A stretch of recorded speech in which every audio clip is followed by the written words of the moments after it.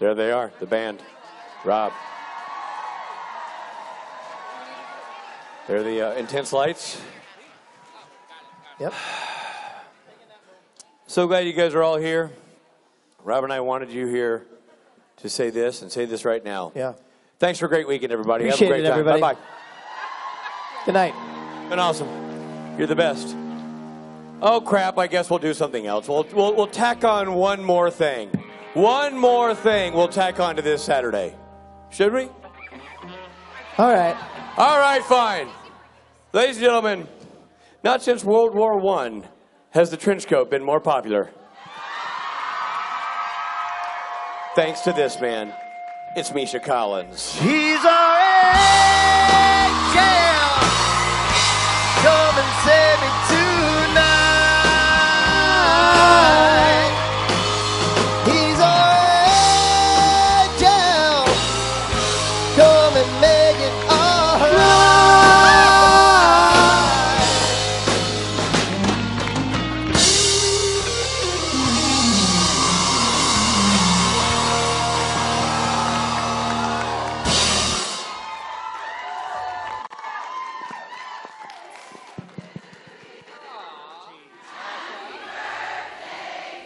Her name is Kat.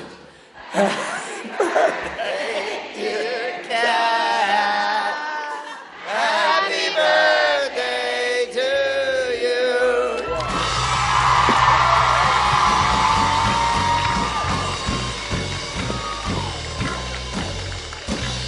Just when we were starting to forget. Yeah, I had just started to get over the trauma of recently having had a birthday, and you had to go rub my nose in it. Thanks a lot.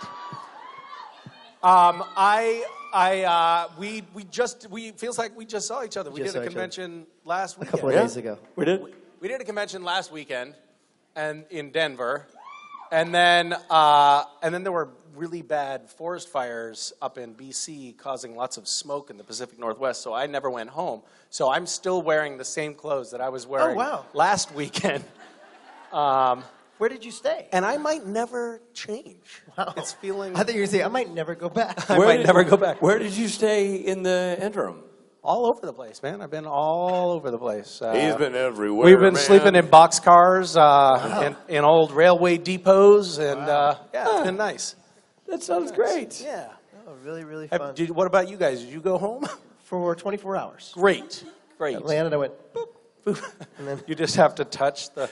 Yeah, it's like some kind of relay where you just touch the door and run back to the airport. Just enough time to remind my kids who I am. You're so OCD that you have to go home for 24 hours, and then you can go back out into the convention. So did you make it a week-long birthday celebration? Is that what you did? Was it just you all Basically. week? Yeah. Basically. Good. You told the other hobos it was your birthday down by the... Sing it to me again, guys. All right. We're getting off the stage so you can enjoy this, man. Thank God. I thought Misha that was Collins. never going to end.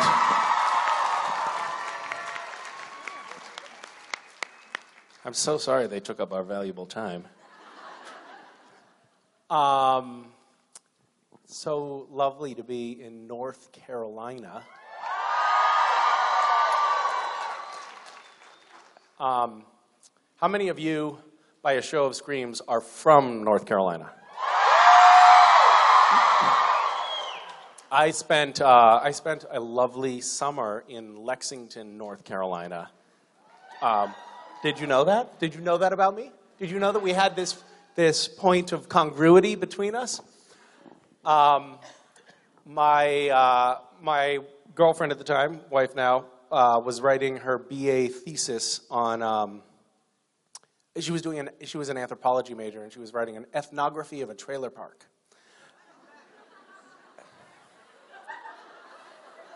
Really. So we moved into a trailer park in Lexington, North Carolina. And immediately took in a stray dog named, aptly by us, Fancy. Fancy was covered in fleas, and we couldn't get the fleas out.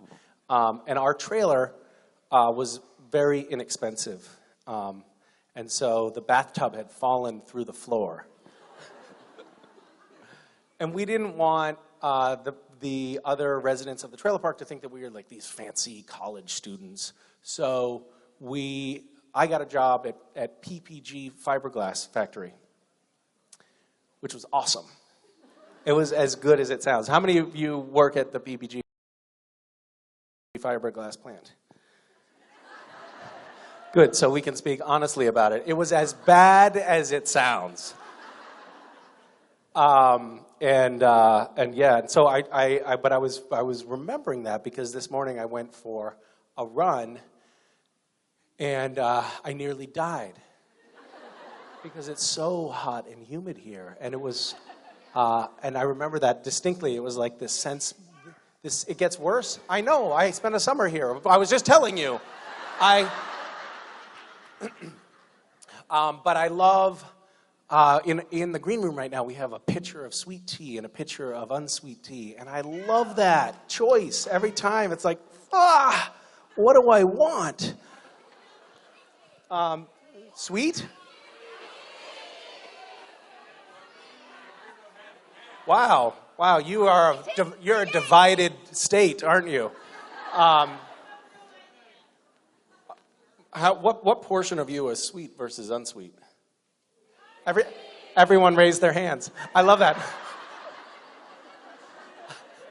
This is not how to conduct a survey, folks. I was remembering I had gone on a run.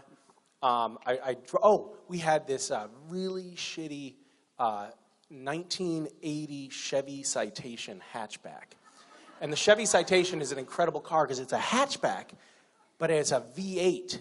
So it burned an enormous amount of fuel, and the engine was so big that when you turned the ignition off, it kept running. Like this car would just be like for a minute after you turned it off. And I drove to this park to go for a run, and parked, and I went for the run, and it was like sunset, and it was beautiful, and I was covered in sweat, and then I went to leave, and the park had closed, and they had put the gate up over the road, and I couldn't get out, but I gauged, I was like, I think there's enough space between that oak tree and the gate for me to squeeze the Citation around the gate. And there wasn't quite enough space. And so I squeezed it through, scraping both sides the whole way, and it condensed the car by about 2 inches and took off both mirrors and broke the side windows. But I was like, it's okay. It's fine. Everything's fine. So those are some of my fond memories. And then, oh my God, we have this, I'm sorry, I'm just ranting and I'll stop soon. And I know that you guys have important things you want to talk about. But I was remembering being doing our ethnography, and we were recording video. And I can't remember how we explained it, but we would go over to the neighbor's trailer and record video, and people would just like let us record their evening dinner, where they would get into fights with each other and throw things at each other, and then be like, Misha, get in the car, you're going to drive me to go get some beer, because his license had been suspended for driving drunk. It was a really great summer. I loved it. I'm going to be taking my kids back east to do like a little memory lane tour of all of the places that were important to me in my childhood. So I'm going to take them to like Cuskers Market and the Bridge of Flowers and Berkshire East, and maybe even up, Highway 8 and Route 2 and all of that. I think it should be nice. Try to see if we can find Shannon the horse. I think Shannon is probably, if we're being honest, going to be hard to find. Yeah. All right. I don't have anything else to tell you. Do you want to ask a question? We have this very traditional format where people ask questions, and then I can come up and sit down and we can talk. You would like to sit? You would like to sit up here and ask the question? Sure. Okay, come on up. Oh, yeah.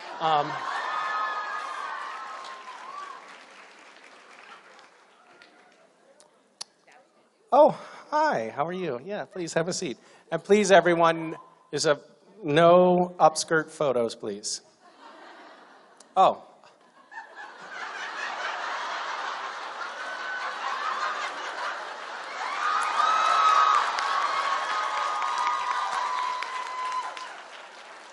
You handled that quite deftly. Well done, well played. I really was thinking, I don't know how she's going to solve this problem. And crossing the legs never occurred to me. Foiled again. How are you? Oh, Happy birthday. thank you. Where are you from? From the Concord area, Concord, North Carolina. Great. How far is that from here? About 3 miles up the road. Are we in Concord right now? Yes. Okay, so that sort of made me look stupid.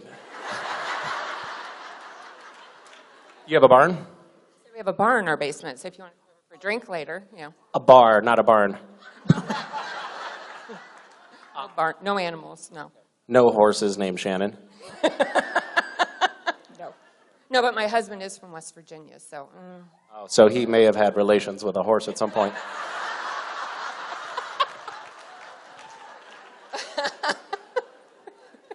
Do you sometimes like walk around with him and it's like, oh, let's see those stables, that's my ex over there.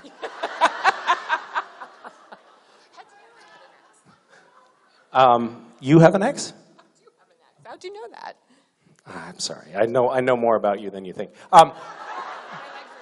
Did you have a question? I did. I wanted to say this is a big treat. You are my daughter's favorite character. And So you're 1 degree of separation from actually liking me. That's pretty awesome. close, yeah. She refers to you as her spirit animal. So I just wanted to share that. Oh, it's good that we brought this back to livestock again. That's true. I didn't think about that. I'm very impressed by the work that you do through your charity with the Random Acts.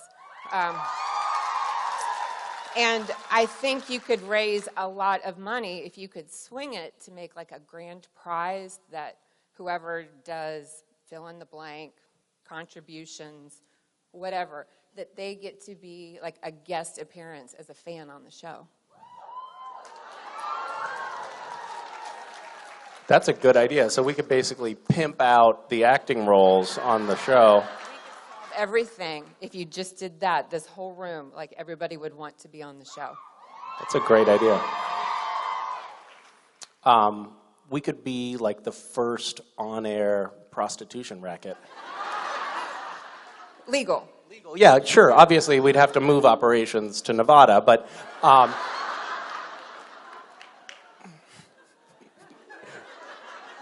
right, well, that's a great idea. You know, we actually did that once. Well, my question sucks then. I didn't know that. No. No. Your question is great. It's derivative, but very good. We did or Jared and Jensen really did something in the Austin area. They did a fundraiser, and then the woman who bid the most, gave the most, she got to come and be on the show. And she was really quite good. She was actually better than any of the other professional actors. And so we decided to stop doing that because it was making us look bad. Yeah.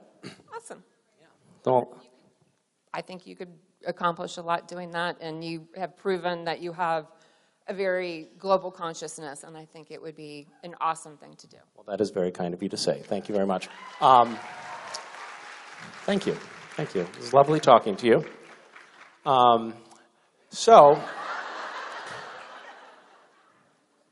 We have people, by the way, watching on the internet right now. Some of my favorite people are you guys are also some of my favorite people. Some of my favorite people are watching on the internet right now. Where's the camera?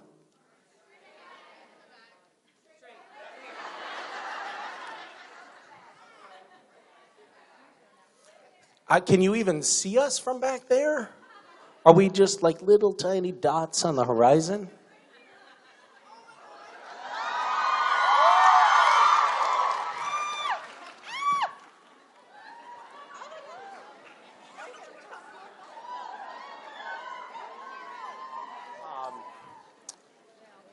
Seriously, how big are we on the... Well, now, obviously, I'm big because I'm standing right in front of the camera.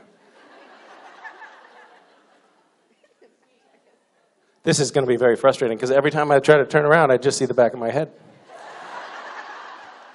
Hello, people on the internet. What? Oh, if I do it fast, I can find...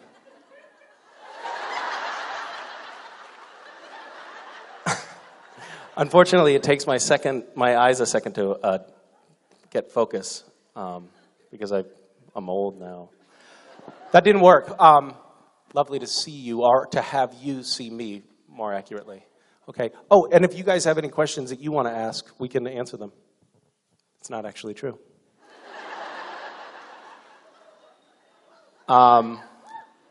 Hey, come on. Stop.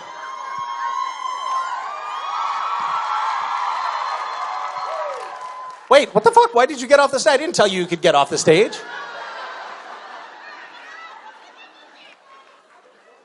Who told you to leave?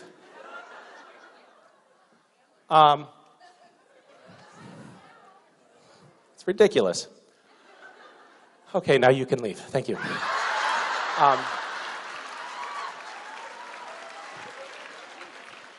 And do you have a question? Hi, Misha. Hi, how are you? I'm well. How are you? I'm pretty well as well. Thank you for asking. Awesome.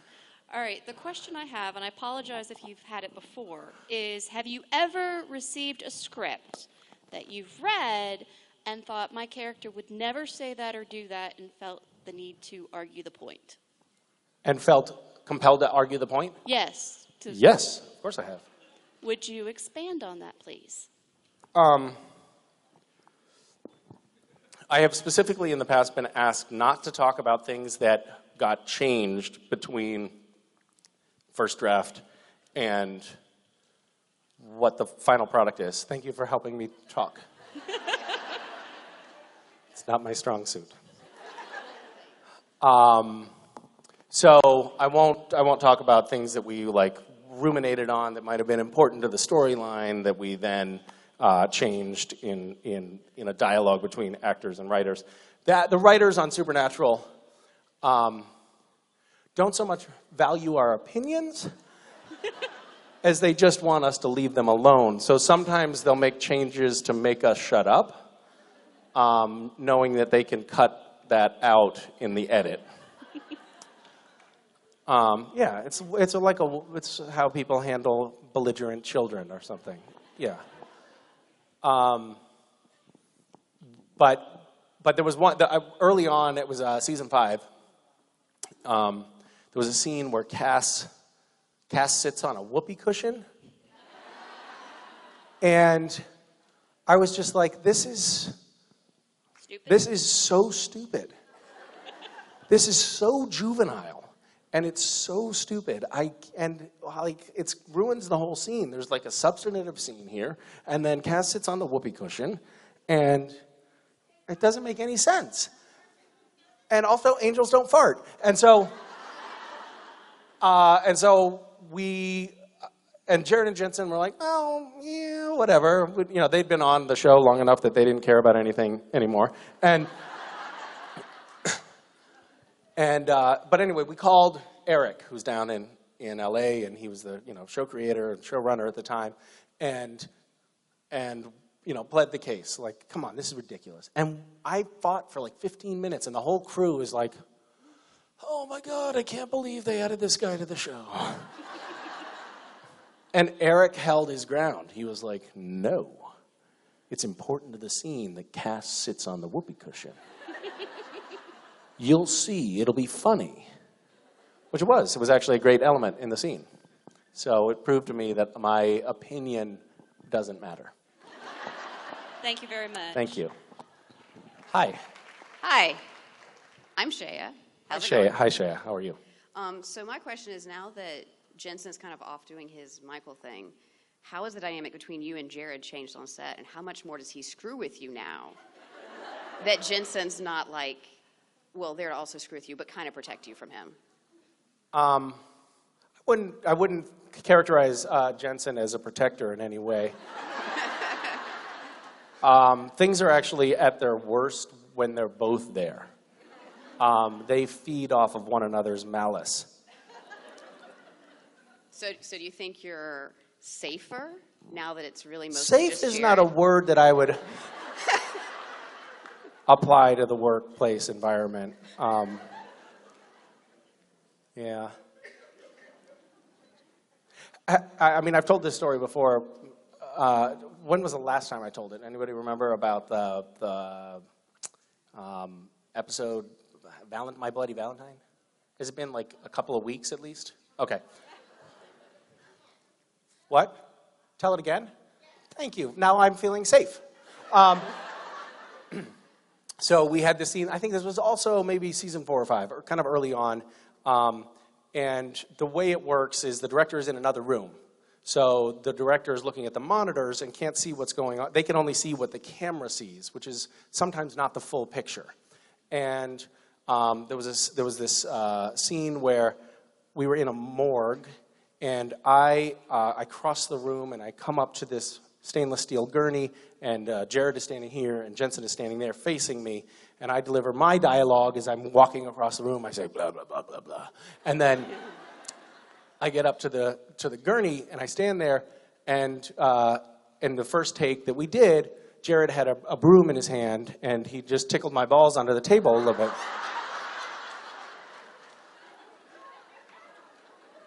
Just a little bit. But it was just the right amount that I started laughing, which is sort of my weird thing that I do when someone tickles my balls with a broom.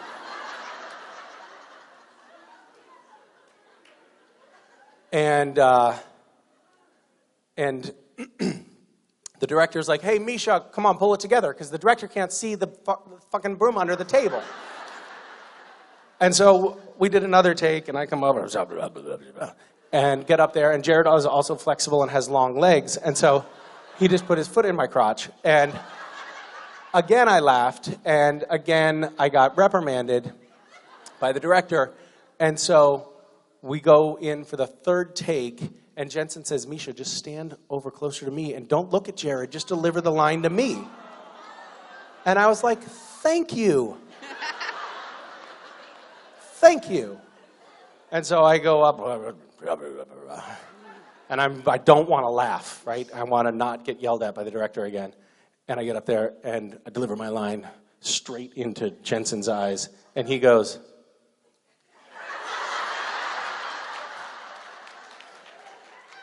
Why don't you just grab the broom and fondle Jared back? I mean, you know, he hindsight's deserves it, right? 20/20. Anyway, thanks for asking. Hi, Misha. I'm Ashley. My question was, as a Buddhist and myself as someone who studies as well, has it influenced your acting, and has it influenced Castiel anyway in terms of you play him maybe kinder than most of the other angels? So you're mentioning that Buddhism, I wouldn't necessarily call myself a Buddhist, but I do practice like a sort of Buddhist meditation. And I do think that has influenced my performance because Castiel more or less comes across as just asleep all the time. Just, devoid of any emotions, catatonic, almost like in a meditative state. So I credit that work that I've done on myself with being able to bring a character to the screen who has no emotion whatsoever.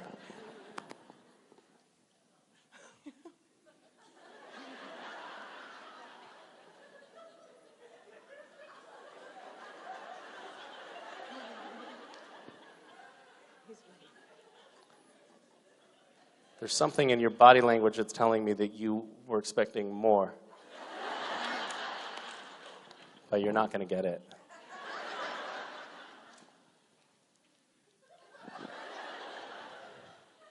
This has been very awkward. You're doing great. Hi. Thank you. Hi, Misha. Happy birthday. Oh, thank you. We hate that we missed you at karaoke. You know, you couldn't quite make it, but if you'd come last night, you'd know that, the unofficial theme song for Supernatural is. Can I just tell you that it's "Carry On My Wayward Son." I know that about Carry On My Wayward Son and Supernatural. I also have to tell you that I hate karaoke. And, you know, I've discussed this with friends recently. They do too. Everyone, I don't know what it is, but I actually get more anxiety around karaoke than just about anything else in my life. Like I used to be really, as a young person, I was really terrified of nuclear holocaust. But now it's karaoke that scares me. Yeah. Right. So, yeah, no, I wasn't there. That's true. Right. But I've also never been there. But that's not my question. Okay. But since you can't be there with, and we want to honor you, what would Castiel's theme song be? You could sing in your honor. What would your theme song be as Castiel? Castiel's theme song would be Rachmaninoff's Vespers, which, by the way, would be a fucking hit at karaoke. Yes, it would. It would be amazing. Yeah. Yeah, Thanks for asking. Thank you. Hi. Hi. Sorry. Don't apologize. You haven't done anything wrong yet. I'm just really nervous.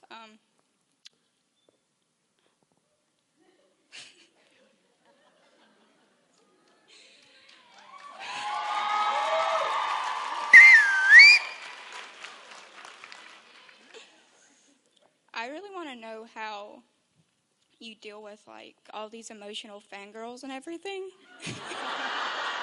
Oh my God, so good to like just pour my heart out right now. They're the worst.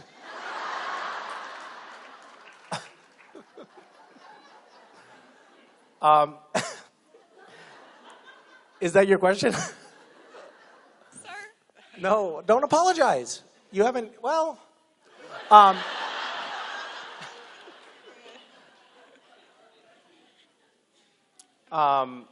I'm really bad at it, to be honest with you. I've had conversations with psychologists about this very question. Like, how can I be at once supportive and a good person, and on the other hand, like, process things? Because, you know, we have these very intense, brief, personal interactions with people who know us a little bit, but we don't necessarily know them very well. And that's a kind of a strange dynamic to be in with people. And I vacillate between having it feel like deeply connected and loving, and being totally freaked out by it. And it really does change. Like there was a moment earlier when I was doing photos when I just felt like each hug I was giving people like was really conveying something about like humanity. I don't know, you know, I was just like, this is lovely just to have this brief connection with all of these people. And then sometimes, you know, there are a lot of people in here, over 20 people in this room. And when you have that many people in one place, you're going to have people who have traumas, or who have recently lost loved ones, or who are struggling with a sickness or a difficulty in their lives. And people will often share those with us. And sometimes it's like, it's an incredibly intense thing to process in a brief period of time. And sometimes I feel incredibly ill-equipped to do it. And I become tongue-tied like I am right now, and I don't quite know what to say. And I don't ever want to like put up a barrier and say like, don't talk about that stuff with me. But I also don't necessarily know what the best way to respond is in this brief moment. Like we have these little transactional moments, and sometimes they're intensely emotionally charged. And it's not something that they train you for in acting class. Nor does anyone train you for it. It's just something that you sort of find yourself in this strange situation where people are, intensely trying to connect with you. Sometimes, trying to take a photo of you while you're peeing in the bathroom. And by the way, to the man who tried to take a photo in the bathroom earlier today, I wasn't talking about you. You were being very respectful.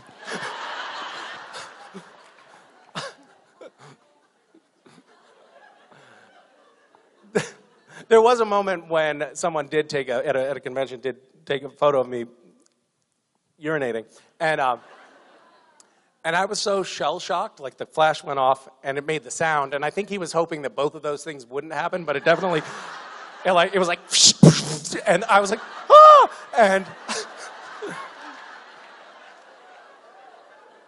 And I was so stunned. And then he ran out, and it was a very crowded convention. And I was like, man, camera, flash. And then it was like a manhunt, because I never really got a good look at him. But I knew that there was a photo of my junk now running around the convention. And he had to be found. Because I don't want to make everybody else feel self-conscious about what they have,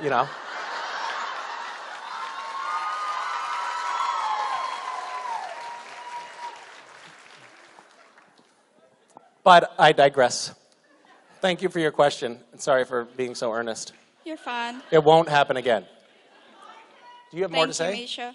What did you say? Thank you. Thank you.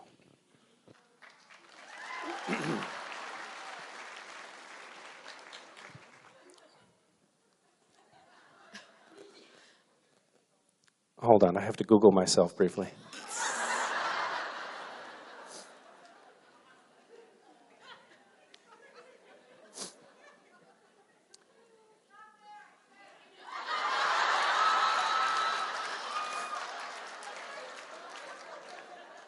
I'm looking at some of the questions from the internet people. Do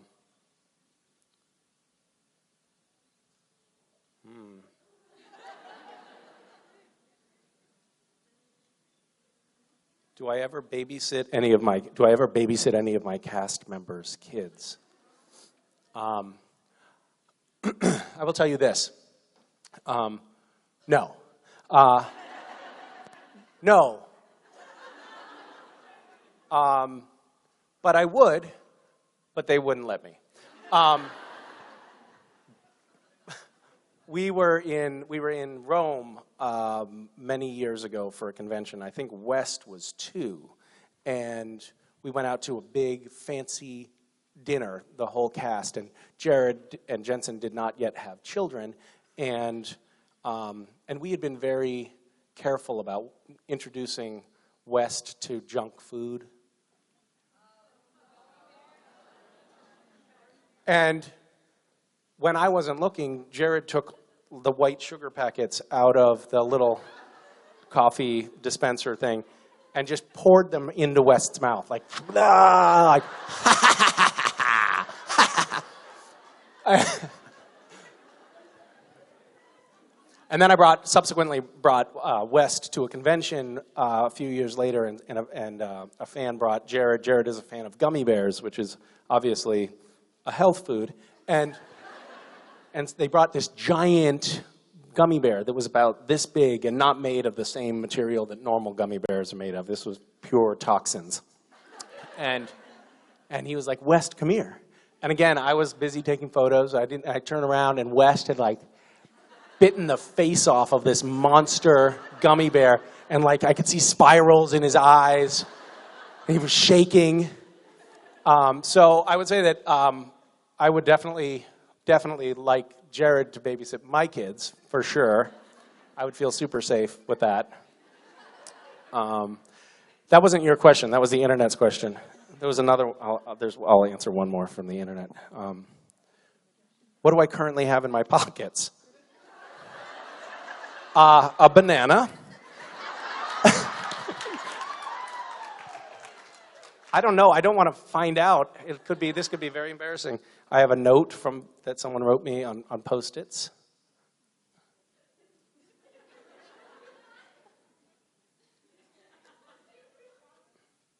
I have 10 hits of ecstasy.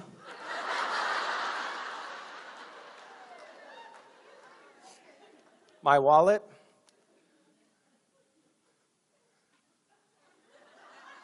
Whew, that's it. Glad it was nothing embarrassing. Okay, back to regular programming. Whose turn is it? Is it yours? Hi. Hi, Misha. Happy birthday. Thank you. I have a question. It's for my friend. She saw you, Jennifer saw you in Denver, and she wanted me to ask this question for you. Okay. She wants to know, what book have you read that you would like to see turned into a movie? And if you would like to star in it, what role would you like? What book have I read that I would like to see turned into a movie? Mm-hmm. And what was the, and then who would I like to play? And then if you would like to star in the movie, what role would you like? That is a great question. I don't know. Green Eggs and Ham and the Goat?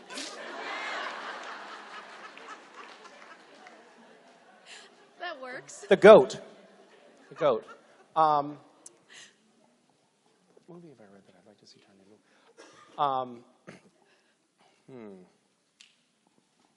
I don't know. I'll have to think about that. What, do you have any ideas for me?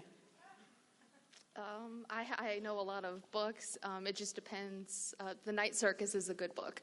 The Night Circus? What's that about? It's about a bunch. It's not like the circus about people who have a lot of different So it's magical powers. badly named. Well, it's still it's a circus, but they have powers and they're able to do things like almost like transfiguration in a way. It's really cool. I think you would be good as the lead guy. Oh, really? Don't ask his name because I can't remember, but I think you would fit perfectly. That's very exciting. Thank you for the casting opportunity. I don't know. I might like to do some John McPhee book.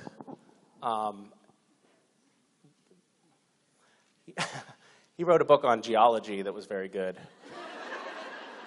It could be riveting. It would take a long time to watch, possibly in the hundreds of millions of years range, but it was very good.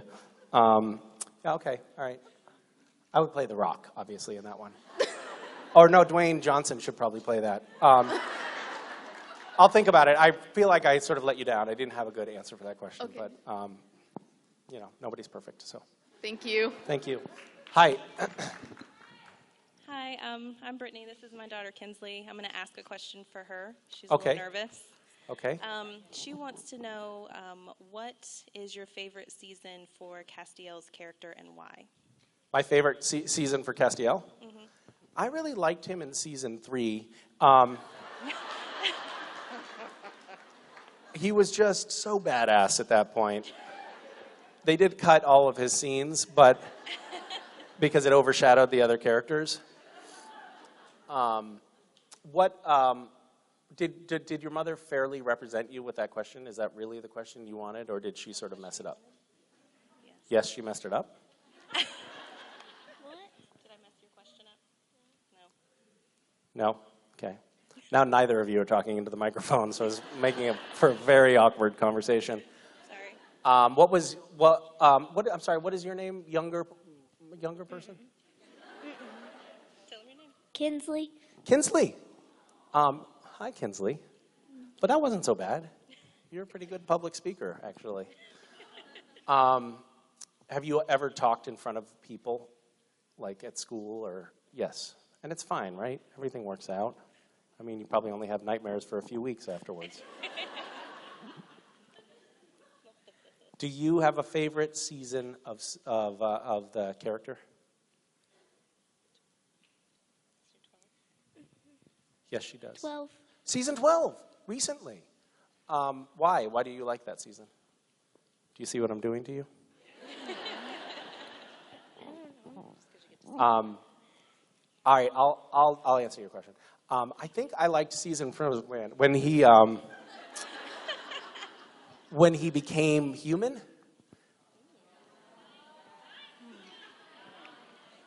Nine?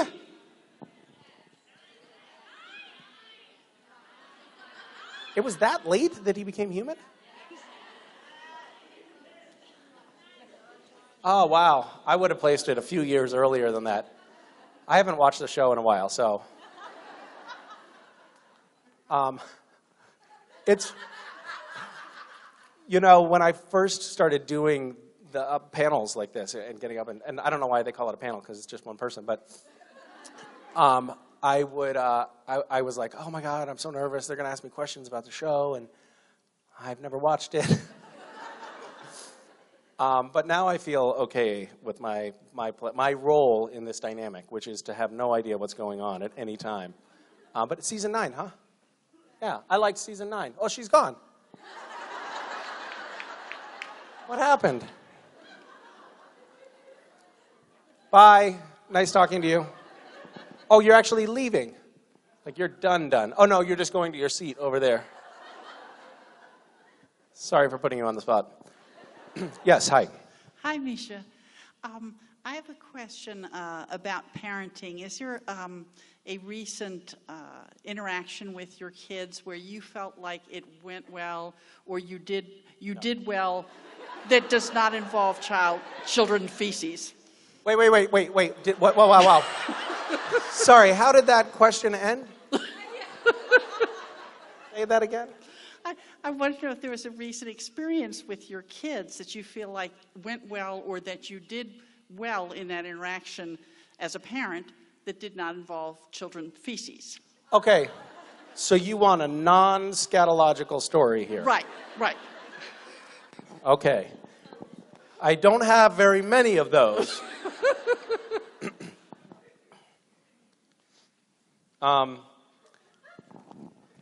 I think so. You know, somebody just told me an interesting statistic that's not a statistic. It's just a fact. So the number one determining factor for success later in life, like if you have children and you send them to lots of camps and teach them to play cello at a young age and train them to be great athletes, all of those things actually don't determine whether that child ends up being successful. There's no real correlation between all of that work and having a successful child later in life. But if you demonstrate love to your children, that does. That's the biggest contributing factor. Someone told me this. This is completely unsubstantiated by anything other than somebody in a kitchen being like, hey, did you know this? And I'm telling it to you as if it's a fact. That's how fake news gets spread, people. But I liked the sentiment of it, and so I'm sharing it. So we were lying in bed, reading bedtime stories, Mason on one side, West on the other side. And I said, I love you guys so much. I want you to never grow up. I want you to stay my little kids forever. And Mason said, no, we are going to grow up. And I said, no, I want you to stay my little kids forever and ever, and I want you to never grow up. And Mason said, no, we are going to grow up. And I said, no, you are not going to grow up. I want you to stay my little kids forever and ever. And Mason said, no, we are going to grow up, and we're going to get old, and we're going to die.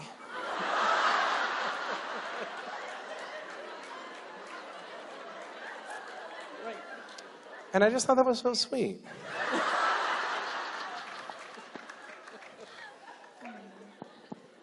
Okay. We were lying in bed another time, and I said, I love you to the moon and back. And Mason said, I love you to the stars and back. And Wes said, I love you to infinity and back. And Mason said, what is infinity? And Wes said, infinity is just something that goes on and on forever. And then Mason said, so is this infinity? And Wes said, actually, yes. This very moment is infinity. Isn't that cool? Wow, that's very cool. Thank you. Thank you. That was not a demonstration of good parenting, but it was a way to show how spiritually advanced my children are. Hi again. Hi. First, I wanted to thank you for all of your inspiration through Max, and to tell you that you inspired me to take in a family that was homeless. Oh my goodness. Well, thank you for doing my that question, for a family. That's incredibly kind of you. They bought you a gift. I can give it to you later. But my question is, would you ever consider running for president since I see all of your tweets?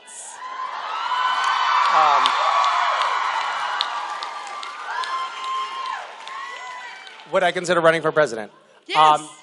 I am grossly unqualified to be president, but that doesn't seem to stop. No.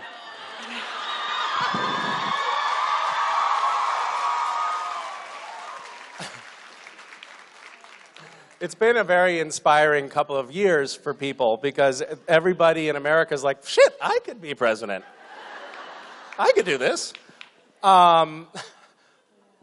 Better than our current president. So yeah, thank you. Thank you for the idea.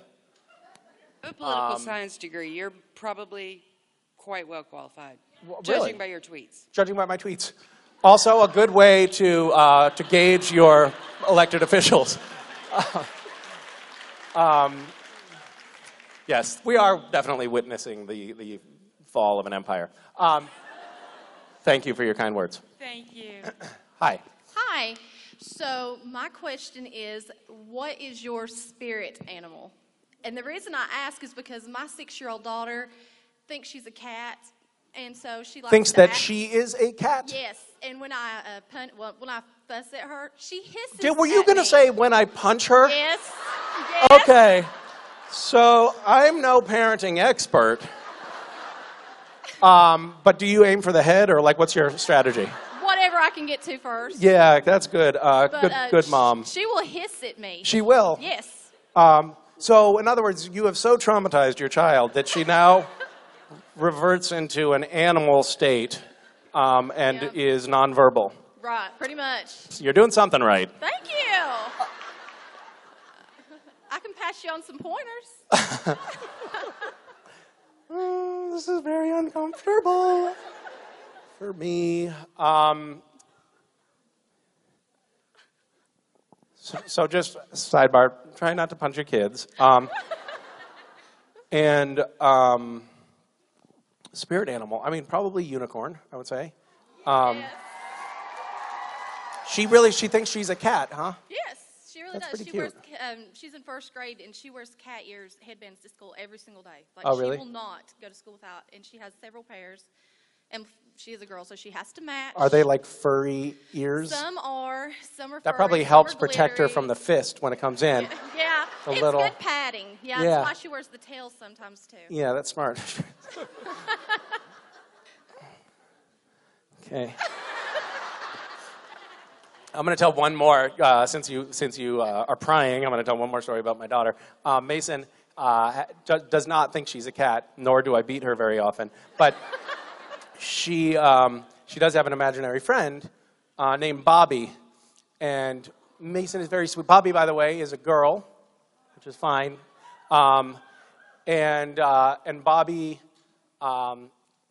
Mason came and reported to me, Dad, Bobby said a bad word.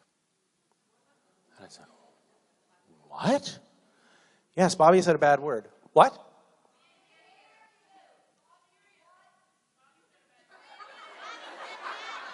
I'm sorry, I can't hear you.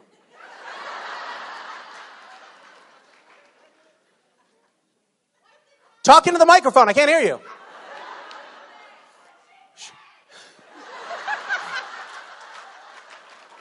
She said, Mason said, Bobby said a bad word.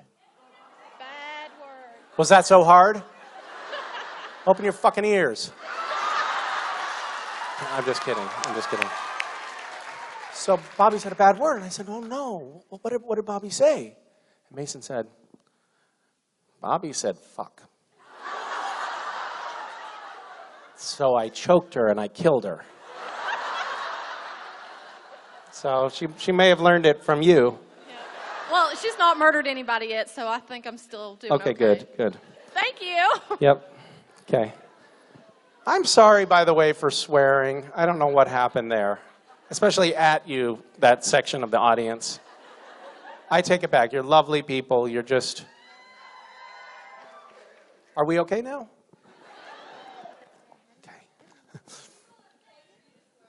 People have paid for me to swear at them. I love that idea. And now we've added a new premium package, the berating package. It's the double platinum ticket, where Misha will yell at you and then urinate on you. Hi, Misha. Hi. Hi. So with the new Bill and Ted movie coming out. Oh, right. This is a big deal. I was wondering, who would you like to meet from history? From history, who would I like to be? Other than Keanu Reeves?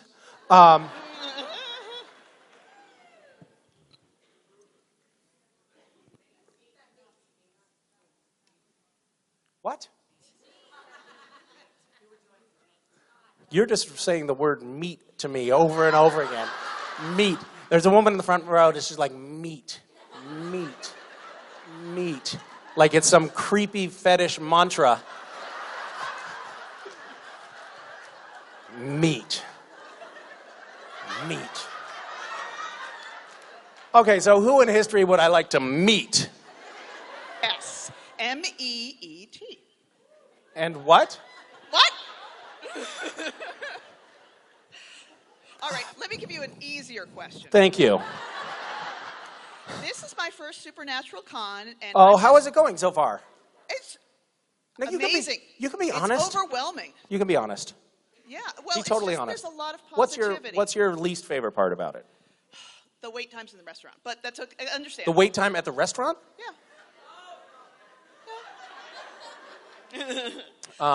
That's So, not my what fault. I wanted to know. Yes. What's your favorite part about it? Can't think of anything What else. I wanted to know. Yep. Was, you see fandoms like Doctor Who and Star Trek, and 20 years from now, Yep. what do you see about this fandom? What would you like to see? Well, what would I like to see in this fandom 20 years from now?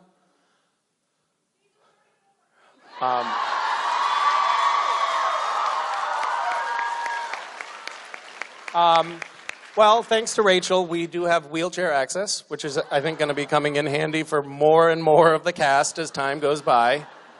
I would like to see... We now have known each other for a long time. Most of the people that you see up on stage here over the course of the weekend have been friends and coworkers for a decade, some of us a little more than that. And we've gotten to watch one another go through major life changes, having families, having separations, having maturing. Like Jared was he was a child, and now he's an adolescent. And knowing a group of people like that, who we've really bonded together, like we've become really close and we love each other, and it's really one of the best parts about this job is being able to come together with a group of people whom we all like. We all feel like we're doing something kind of cool together.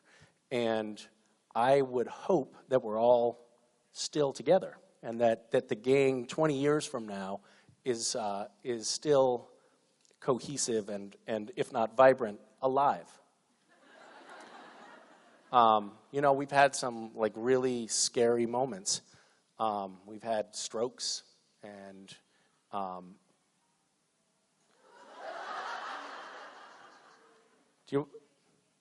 what's that? So who's calling?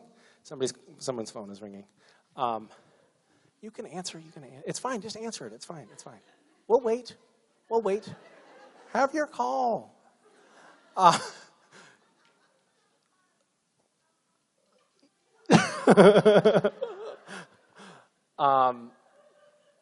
So yeah, I actually do. I do hope that we all get to grow old together, and I think that I am already there. But the others are catching up, and soon we will all be old together, and that will be lovely. It's a very interesting thing, because as an actor, you expect to go into a job and work for a few weeks or few months, or if you're lucky, a couple of years, maybe 5, but never for decades plus. And to be able to be a part of something that lasts for that long is quite remarkable and unusual. And it means that we, this has been the biggest chunk of my professional life and a very big portion of my adult life spent on this show. And if it keeps going, I won't know anything but Supernatural. We'll become this weird little cloistered cult where the people that get up on stage have no idea what happened in the show, but they talk about it anyway. It's sort of like our president. Thank you. Hi. Hi. Oh, how are you? I'm well, thank you. How are you? Good. Has there ever been like? Has there ever been like an episode or a scene that's ever been like emotionally trying or hard for you to do or act out? Well, all of the scenes are hard for me to act out. Emotionally wise. What's that? Emotionally wise. Emotionally, there was a scene. What was interesting? We did a scene where I was Jimmy, and it was after Jimmy had died. So Jimmy, for those of you who haven't watched the show, Jimmy is the accountant who Castiel, the vessel. Thank you. The human vessel that Castiel took over. And Jimmy died. We now know that. It's canon on the show. And Jimmy came back from heaven to talk to his wife. And that was weirdly a very emotional scene for me. It was like, and it was also interesting because I had played Castiel at that point for several years in a row, and I actually hadn't played another character. And I was like, oh my God, I totally forgot how to act also. That's the other thing about working on this for so long. I'm ruined, and I will never be able to do anything else because I've been brain damaged by the process of playing Castiel for so long. Right, Thank you. Hi. Hi. I'm freaking out. You ever sign up for those things and you're like, yes, I want to win, and you get there and you're like, I don't want to win. Why did I do this? Yeah. Yes, that's me right now. That's how I feel right now. I'm like, what do I say? But then earlier when you were talking about whenever you were trying to do that role and the guys kept messing with you under the table. Yeah. Okay, so I thought you said Jared had a boob, not a broom. I have not ever publicly disclosed that. So, as far as you know, he does not. Just as a whole, how do you think we as Supernatural fans can kind of make a difference? You know, there's kind of so much negative things that are going on outside of us, and, you know, what can we do to make a change? First, I would say kill as many demons as you can.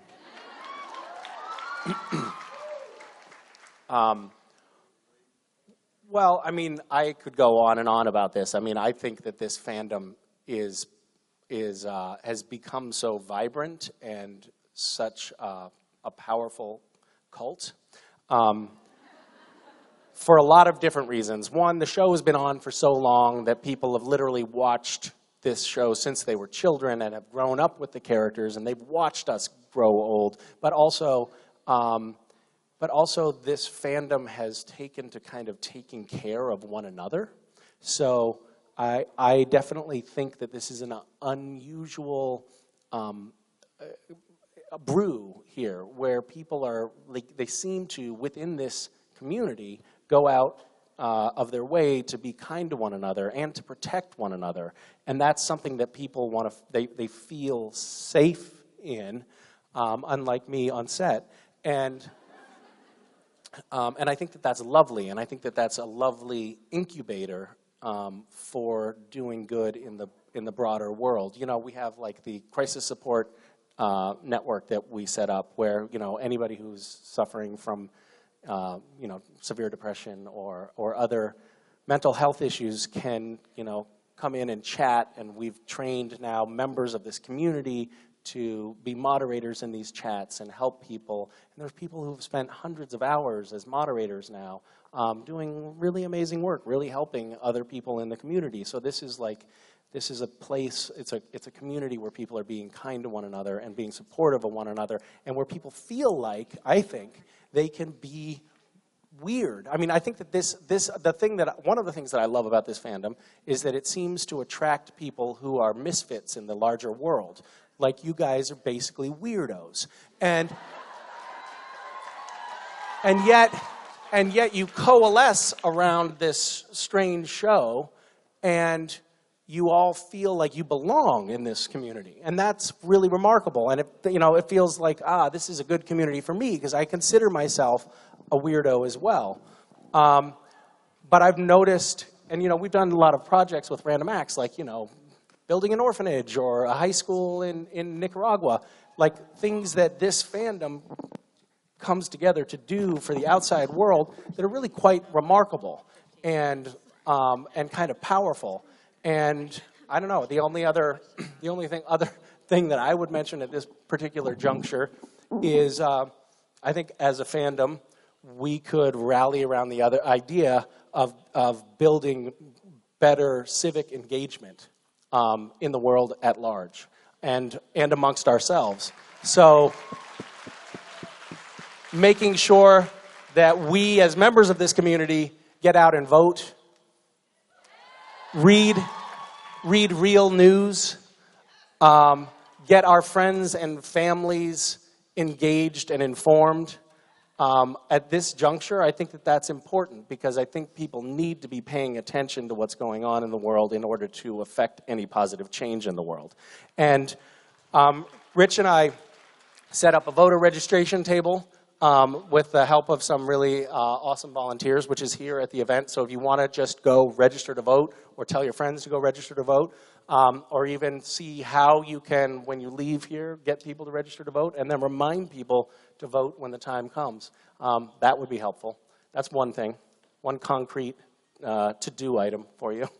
Thanks for asking. Hey, let me a follow-up question on that. So I saw for your birthday, I saw because I'm in the video, that you posted a video about people for your birthday. You wanted 44,000 people to promise to vote, to click on the button saying, I pledge to vote come election time.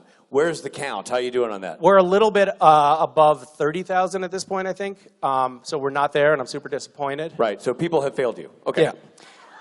But if anybody wants to go pledge to vote, just click the button. Pledging is a weird thing, because we, generally speaking, we like to keep our promises. And when someone makes a pledge, believe it or not, they tend to actually do the thing that they promised to do. So pledge to vote. That's a good start. Go register to vote here. Give Misha what he wants for his birthday. Pledge to vote. Yeah. Thank you, guys. Love you. Ladies and gentlemen. Bye. Misha Collins. He's our angel. Come and save me tonight. He's our angel. Come and make it alright.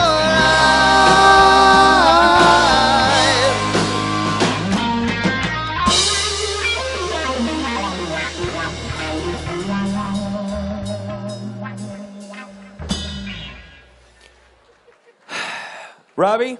Richard? This band is going to take a breather. Yeah. And then in scant few hours at 9 o'clock, 9:30, whenever it is, they're going to move to this center stage. You guys are going to throw a party and a rock show called Saturday Night Special. I'm not asking, I'm telling you, that's what's going to happen tonight. This band, this stage, this moment, don't miss it. In the meantime, get your autographs, get your photographs. Get your autographs, get your photographs. Here. Get yourself some something to drink, something to eat. Hydrate, so important. For God's sakes, warm hydrate. days. And we will see you back here for Saturday Night Special, everybody.